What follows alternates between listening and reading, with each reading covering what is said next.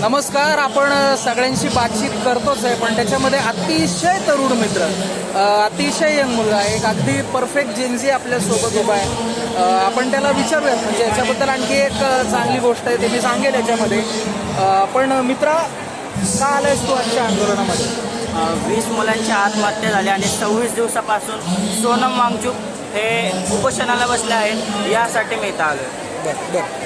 आणि काय अपेक्षा आहेत तुझ्या? काय म्हणणं आहे सरकारकडे? काय तुझ्या मागण्या आहेत? माझ्या एकच मागणी आहे की जे 22 मुलांची आत्महत्या झाली आहे त्यांना 1-1 कोटी त्यांच्या आईवडिलांना मोबदला मिळावा. धर्मेंद्र प्रधाननी रिझाईन द्यावं त्याचं, आणि यूथला एक चांगला एज्युकेशन मिनिस्टर भेटावं. माझी एवढीच मागणी आहे. बरं. 3च मागणी आहेत माझ्या. बरं. तुला आई वडील वगैरे कोण म्हणत नाहीत की तू एवढ्या लहान वयामध्ये अशा आंदोलनांमध्ये जातोय किंवा काही भूमिका घेतो? माझे आई वडील हे आंबेडकर चळवळीत आहेत, त्याच्यामुळे मला ते कधी रोकटोक करत नाही की तू इथे नको जाऊ, तिथे नको जाऊ. ते मला फुल सपोर्ट करतात की तू या आंदोलनाला जा, तू त्या आंदोलनाला जा, पण तू जा. ते मला सगळ्याला सपोर्ट करतात. येस, थँक्यू बडी.